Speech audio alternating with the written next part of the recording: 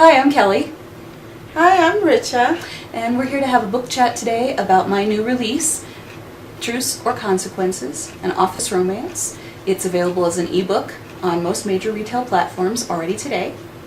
And just to give, I guess, a short description of the book, we have our two main characters, Jillian and George, who meet at work and find themselves both instantly attracted to one another and immediately competing for a promotion. This dampens the attraction, and we proceed to see their adventures as things push them together, pull them apart, and eventually, maybe, they'll decide that they'd rather be together than actually get the promotion. Congratulations, Thank first you. of all. What a huge success. And I see that you've already sold several copies on Amazon, so that's a great sign. Exciting. And perfect timing, just in time for Valentine's Day. Love the cover. Thank you. Any thoughts about, did you plan it, the romantic black and pink, or was it a happy coincidence? Oh, that was a happy coincidence. I was shopping for covers. The first draft was finished, but I had not finished editing by any stretch, and there were quite a few changes that ended up going in during edits. But I found that cover and thought it was just perfect for the story. Indeed, it is. So why romance?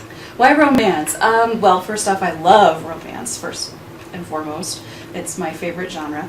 Although I do tend toward more of the fiction / romance, because some of the romance category can be kind of limited. Right. But I love love stories. They don't always have to have happy endings, but I prefer happy endings. That's always a good thing. And of course, I love the rush from new romantic relationships, and that's a big part of it. And of course, the final decision of whether or not you want to be with this person is always exciting too. Right. Yeah, it was good. It was beautiful. So, what was your favorite part of the book? The favorite scene, let's say? I love the first kiss, especially in this book. Sometimes I've seen it well done in others, and I've loved that too. But that was definitely, especially for George and Jillian in this particular case, because we've seen them trying to get together and trying to stay apart for a while in the book, and that kind of was a turn for them as well as a major event. Absolutely. It was a decision turn, saying, okay, maybe we're going to try this. Yeah. And the first kiss was I just loved it. It turned out so brilliantly. It did. It really did. And it was actually, I think, the anticipation towards reaching up to that point that made it even better, because, there was all this tension between them, and then they reached this point of the kiss. So that made it really fabulous. Thank you. Why do you said romance? Do you write other genres, or why do you write? Well, actually, I have written some other things, but I've not released anything that was outside of the romance type.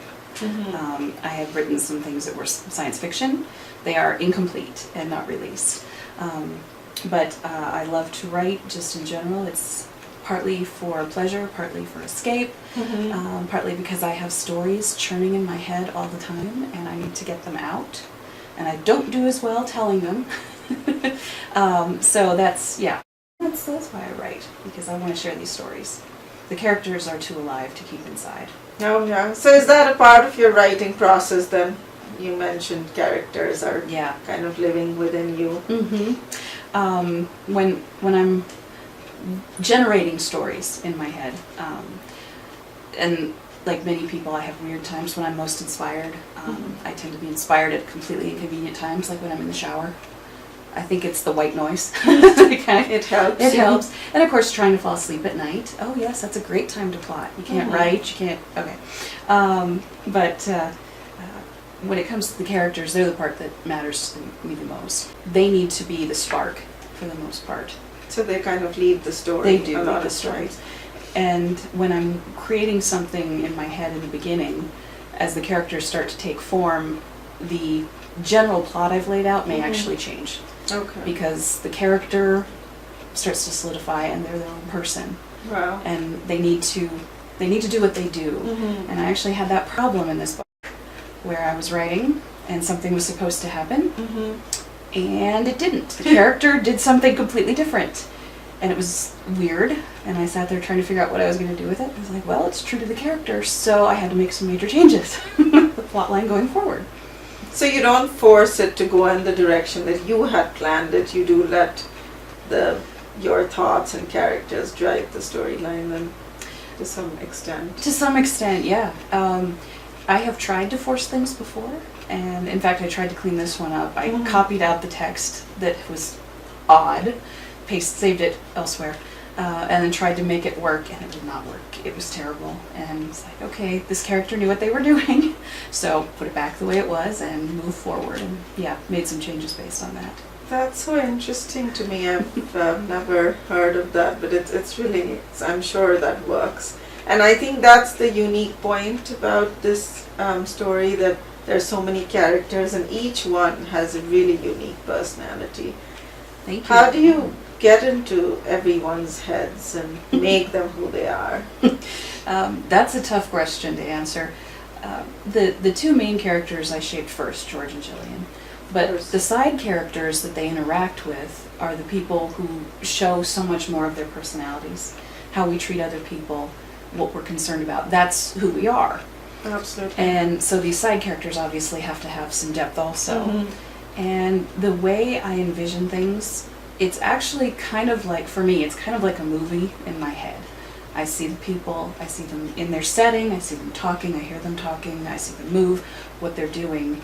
And some of the time they are very free. I can let go and just kind of see where my imagination takes me. Okay. And that can be real interesting. And of course in the beginning when you're trying to draft and just see what's going on, or before drafting and you're just meeting the characters and trying to develop them, maybe write a few scenes just to see what they do.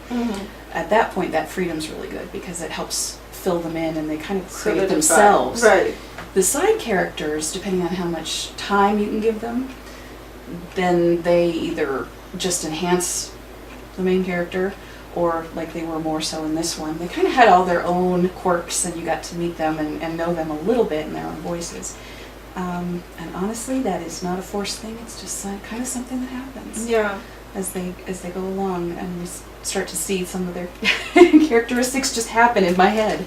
And that's how it comes out in your writing. Yeah. I really enjoyed that, the difference in characters, each one having their own really unique personality. And I love that they were all entwined in the story, so it didn't seem like, it was an additional thing just to add pages. So that was a really great thing.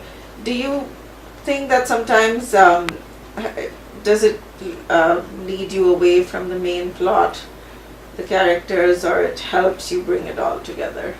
I would say it helps me bring it together, although I'm fine with side plots and things popping up and looking at them because you can always cut them in the edit.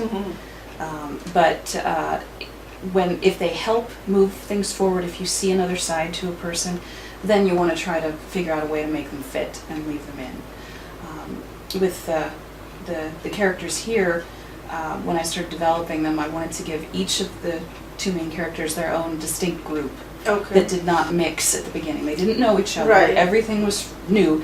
So we had a dynamic for the one group and a dynamic for the other, and then as we went along, we got to figure out how those things kind of worked. And actually that's one of the reasons I left. I could have cut some of the side characters a little bit, but I wanted to leave that in there so that you could feel how distinct the two main characters were from each other and how merging their lives would be a big deal. Right. And so I left as much of the side that felt comfortable as I could. Okay. I actually really loved that.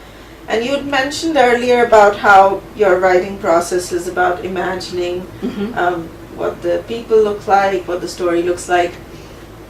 Another really unique thing about your book was that the settings were very well described, like the office, George's home, the jazz club. Is that something that you visited before that comes to memory and then you write, or are they just completely created?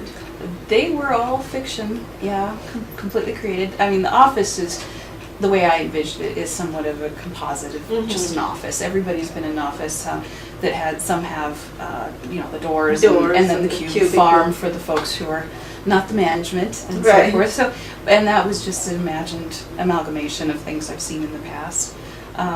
George's house was completely fresh from nowhere, and as was actually the jazz club.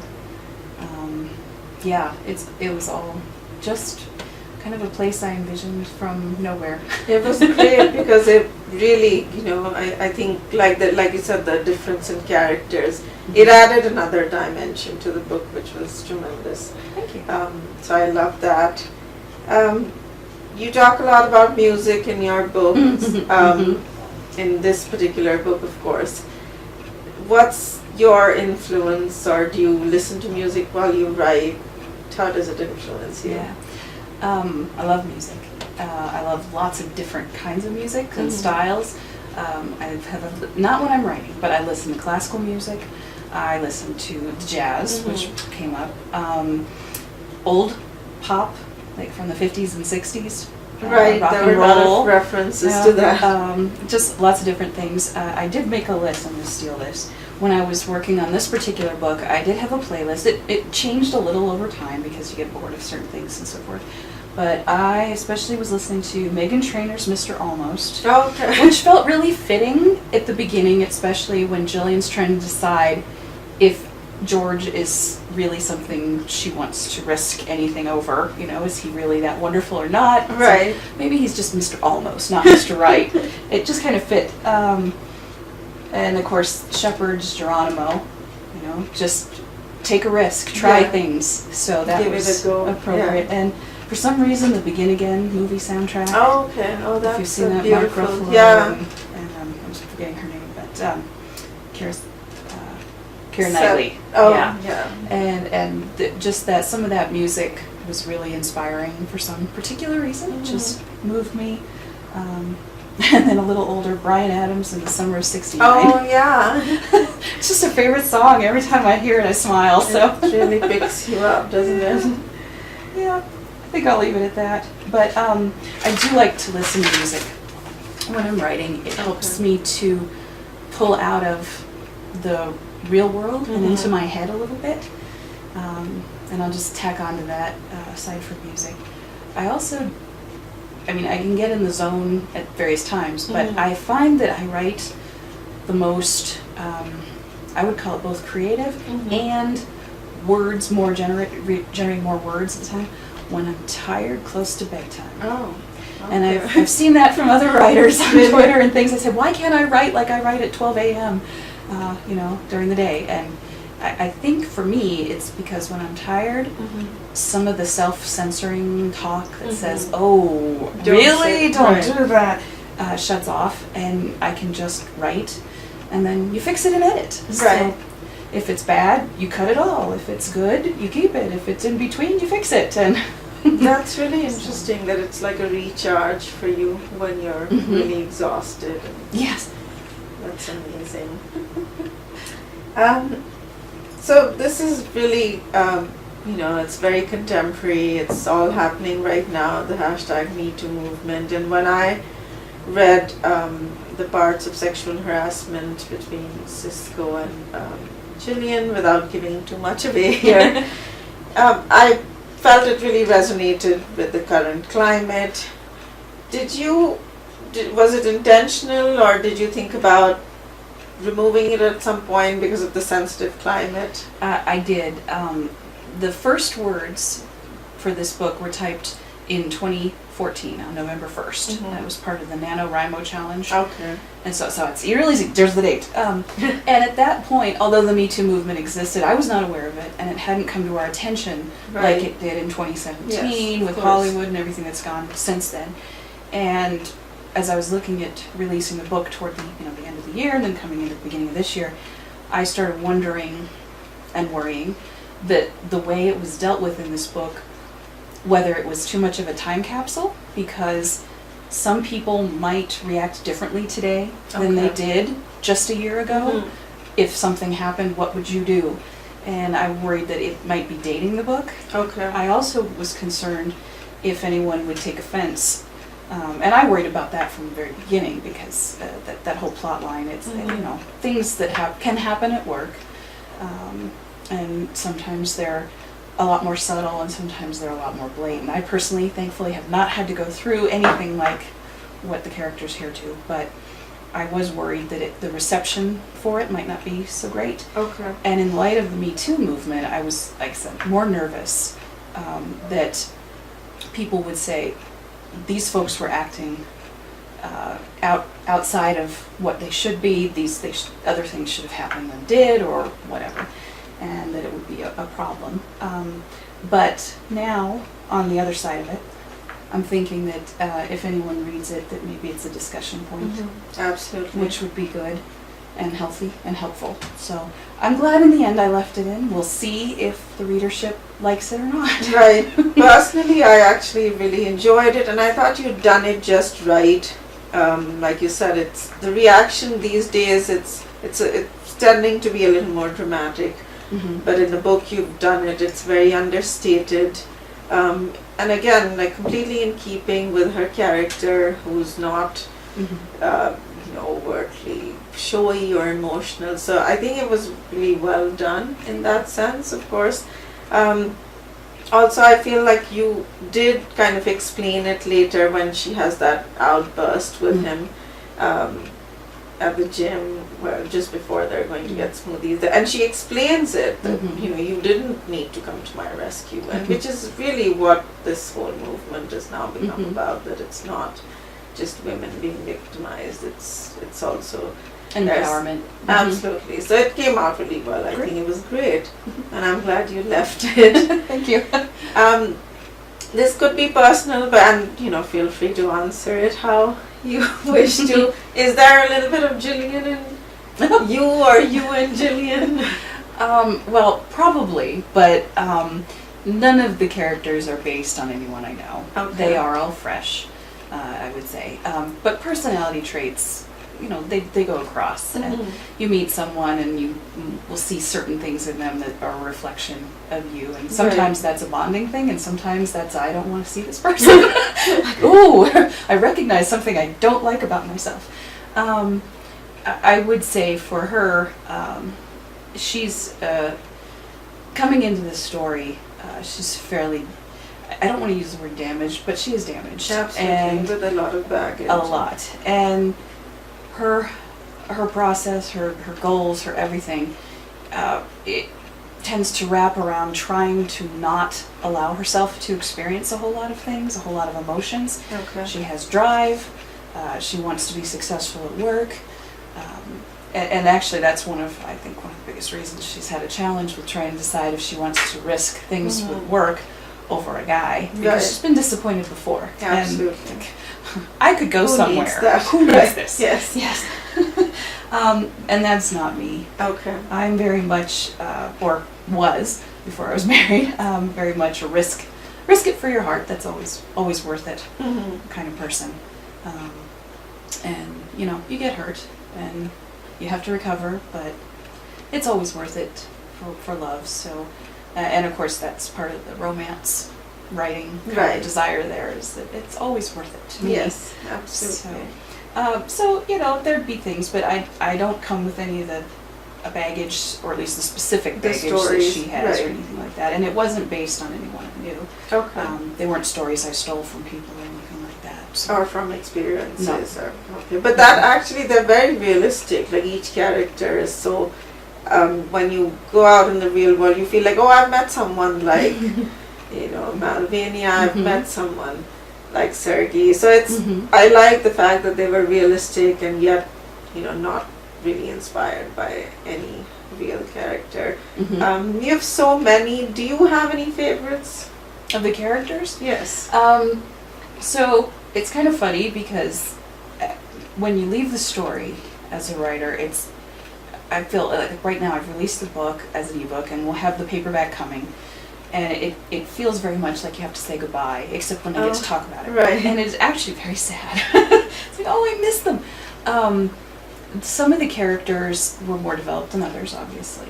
And some of them have much greater backstory than you ever got to hear in the book, because it wasn't relevant to things, and I know it because I've played with it in my head. Okay. And so it stayed in your head. Yeah, so Oh. the fondness for these people, even when they do things that are not necessarily things you want to see in your friends or whatever, they're still important and appealing to me because I understand them. So for favorites, I think Malvinia. I know you loved her too. I did. She's so unique, and yet I feel like I've bumped into someone like her before. Absolutely, yeah. Very- or some traits of Yeah. her, definitely. Yeah, again, another very motivated, powerful kind of woman, self-empowered, but at the same time, I think the biggest thing is that she's questioning her choices, and that's always an interesting thing for me, watching people, and for myself, what choices have you made? Are you happy with them? And if you're not, what can you do now on the other side? Because you can't go back. Right. What can you do now on the other side? And I'm not entirely sure where she's going in her life, but She seems very determined. she's a very wherever determined she's person. going. And she's planning to push all of her friends into things too, Right. which is just kind of fun. But so I just adore her because she's so strong, even though she does have moments of thinking Yeah. about, Being am I vulnerable. really who I think I am? And of course, Jillian and George as the main characters, we're very attached to them and their craziness. Yeah. And all the things they do. And there were a few characters who weren't even really characters. We have Orville that George talks to all the time, and some stories he told, and some of those people I Right. actually really adored also. I did too. And I we never loved even met them.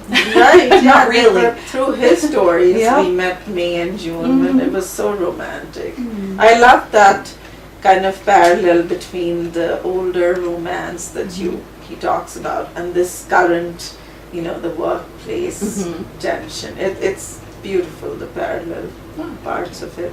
I love, of course, everyone wants a man like George.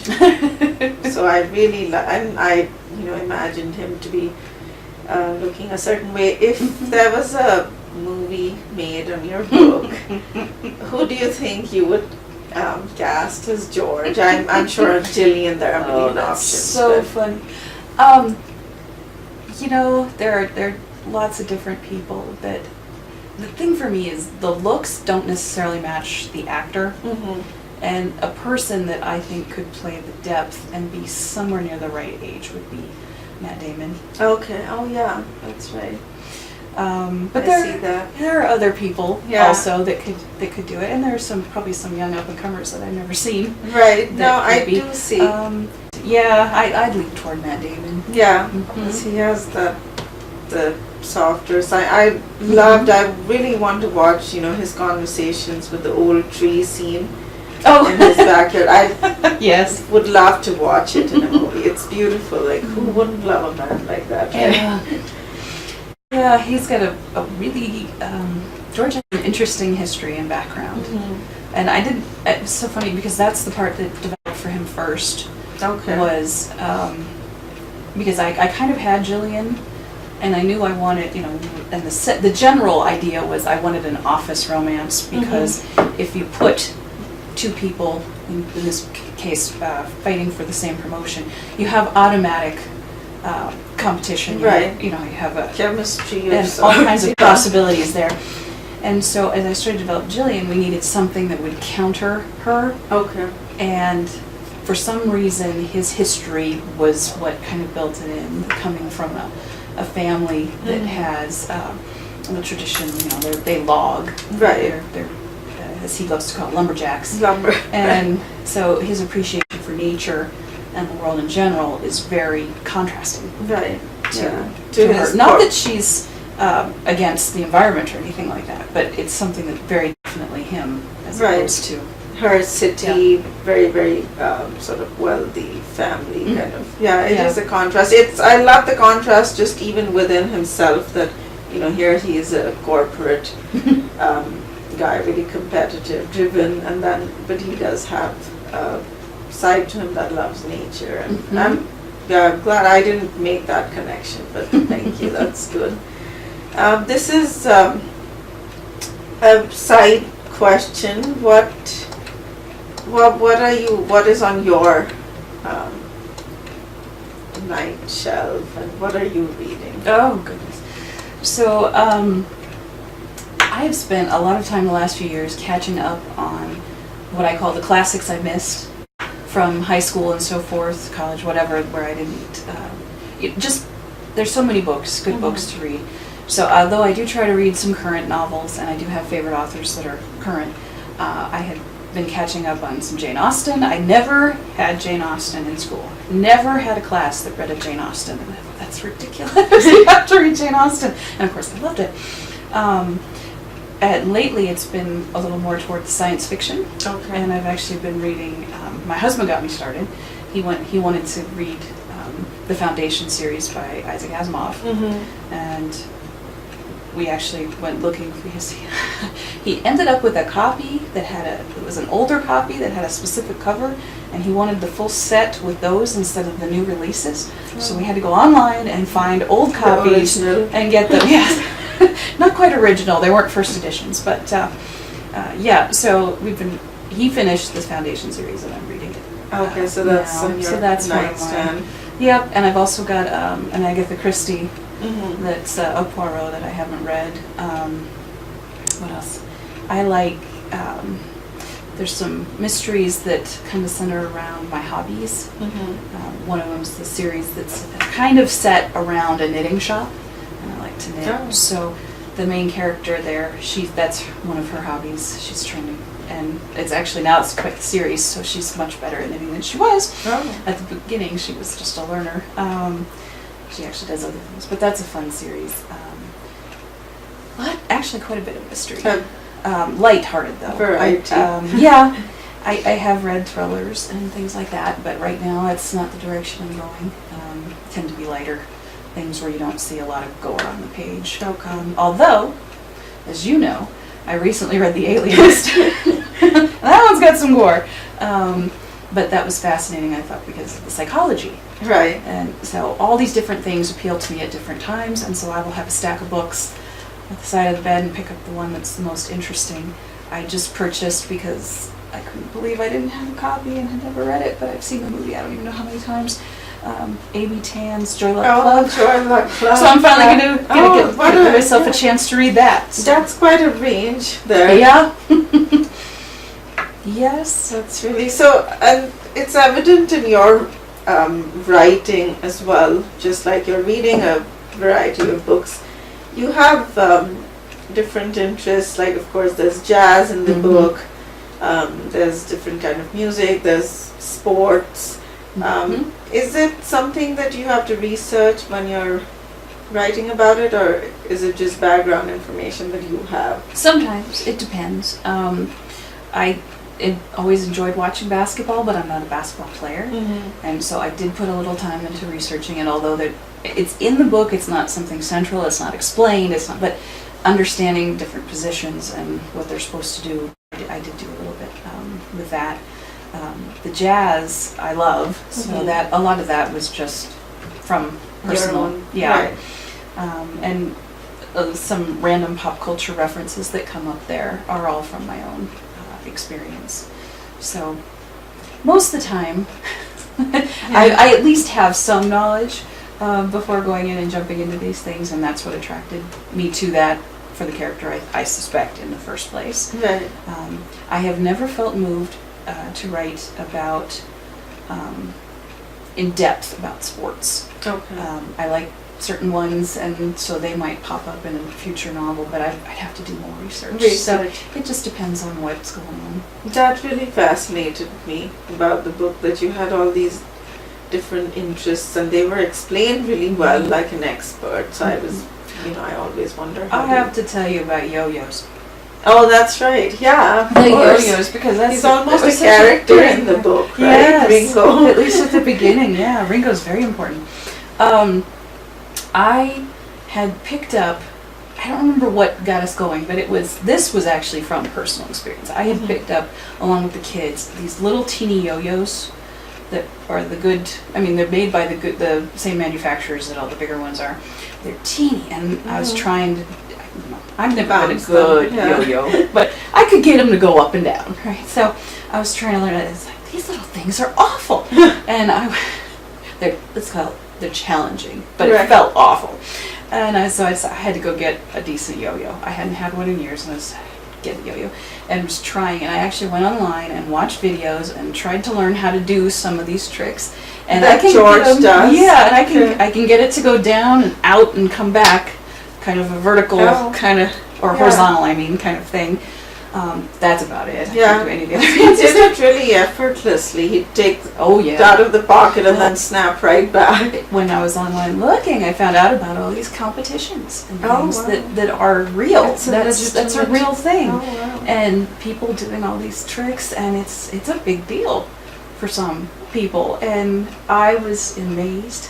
I was really amazed Yeah. watching some of these, just 3 minutes, the tricks that these people can do. And it kind of took on a life of its own after that. And I did do more research for Research the on yo-yos that. because Right. that was just fascinating. Yeah. And that kind of worked its way into being more in the book, just because I was so interested. The character where she finds the Bunny Martin Right. yo-yo, that may not mean anything to anybody in the whole world except somebody who's into yo-yos and now me. Right. And then they'll be able to relate. They might relate to that, but Right. yeah, and when she's looking, she sees some silver. Those are real. Silver-plated yo-yos. Okay. And my goodness, I had no idea. Yeah. I purchased little plastic ones when I was a kid, and of course the real cheap ones that come in things which are terrible. They'll fake never go ones, up and yeah. down again. That, by the way, is a real secret. Get a yo-yo that's actually costs some money if Yeah. you want to actually be able to yo-yo, because the cheap ones don't do anything. They're terrible. But you get a good one, balanced, all that good stuff. Yeah. We ended up buying string and all kinds of things so we could put decent strings on our yo-yos. So that's a The whole family fair was amount involved of for a small research, amount. right? Yeah. Yeah, gone into Mhm. this because of that scene, Yeah. and it's a part of the whole book, and it Mhm. I think reveals that part of his character where Mhm. he's so borderline nervous, but Mhm. at the same time uses that to camouflage Mhm. his nervousness or And anxiety. it kind of shows, when we're looking at his history, Mm-hmm. the way he interacted with his brothers, being the youngest and not really fitting in and having his own thing. Right. But that one of his older brothers, he mentions, took him to competitions Yes, and things yeah. before he could drive, and so you kind of get a bit of more of a Yeah, feeling for his that was family a through that. bonding factor. Mhm. And yeah, I love that part about the book. A lot of research on different things. Like this author knows everything about everything, but it's good you No, researched but it. but thanks. I'm glad it felt that way.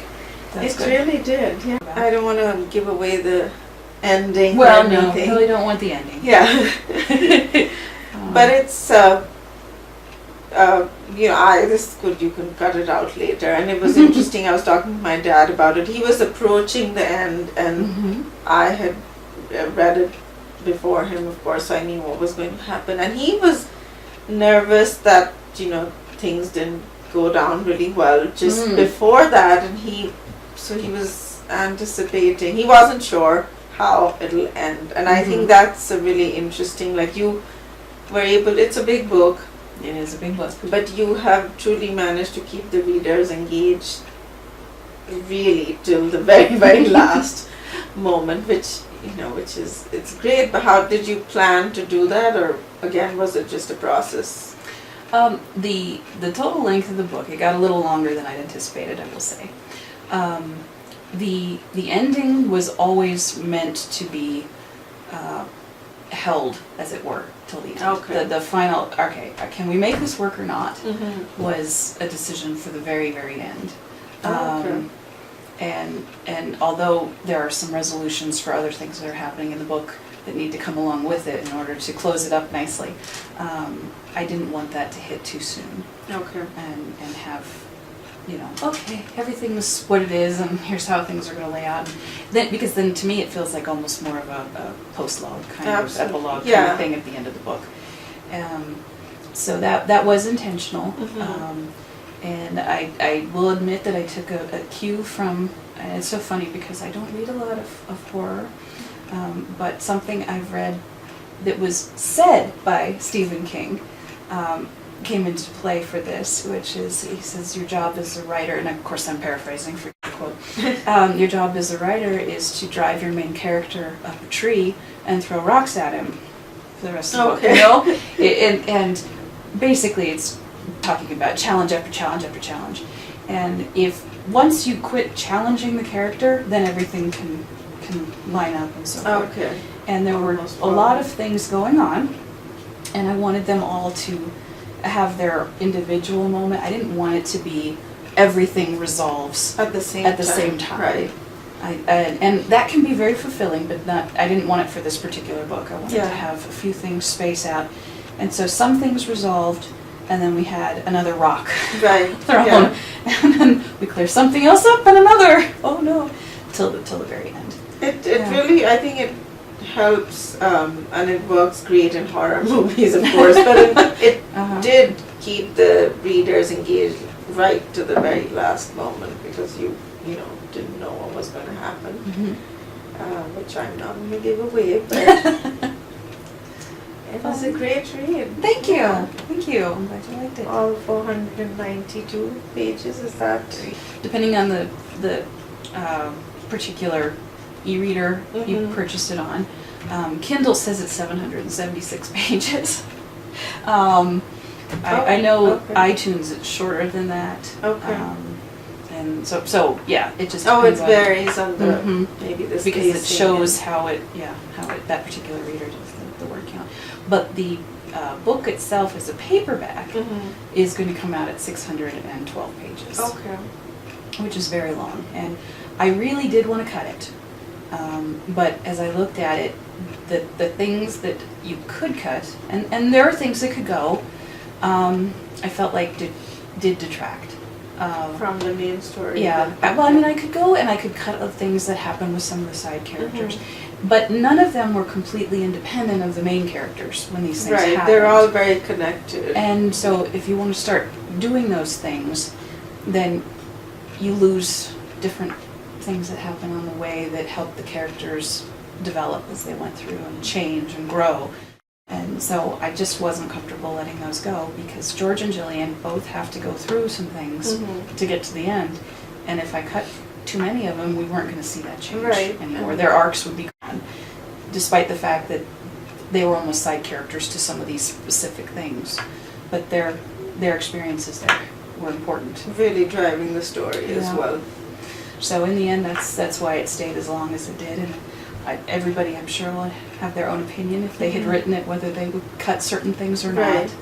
But I cut as much as I thought I could to still leave the story intact for our main characters. Well, I didn't feel long. I think it's just when you see, this is so many pages, that's when you realize the length of it. But it didn't. It was a quick read in the sense that it went by really fast. So congratulations once again. Thank you. Looking forward to the paperback copy. I've already had a few friends asking, is there an actual book coming out? Actually, Dana texted me.